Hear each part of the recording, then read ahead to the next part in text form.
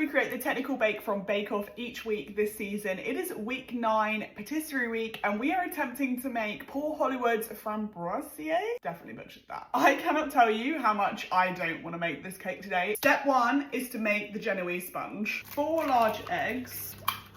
Glass of sugar, whisking until it's 55 degrees. At what temperature does an egg scramble? Definitely would have thought it was less than 55 degrees. And then into the stand mixer to whisk to ribbon stage, whatever that means.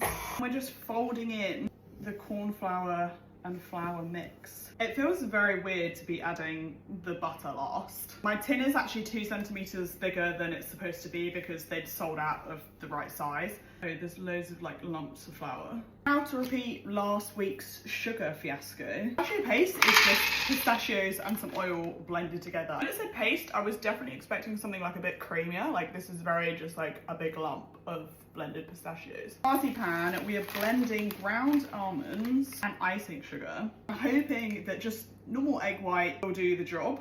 I think I picked an awful shade of green because this is a disgusting colour. Why has it gone all wrinkly? Not really risen at all. Now it's time for the scary part. 4 egg yolks, a caster sugar, 50 grams of corn flour. Nice. Into this.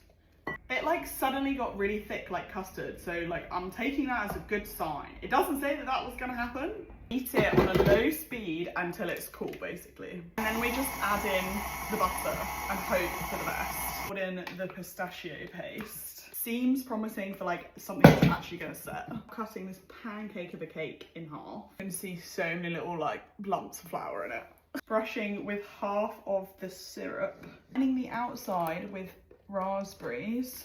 Don't feel like I'm gonna have enough of this. Other piece of cake goes on top. It says in the freezer for 40 minutes. Whose freezer has space for this? It's time for the reveal. Didn't immediately collapse, so that's a good sign. Gone for a smaller tray, you would have had a bit better layering. Roll out the marzipan. This just goes on the top of here. Plonk it on. I'm just gonna do some very basic swirls. I definitely don't think it was worth the amount of time and effort that it took to make this, but it is pretty good. Yeah, there we have it. Paul Hollywood's framboisier.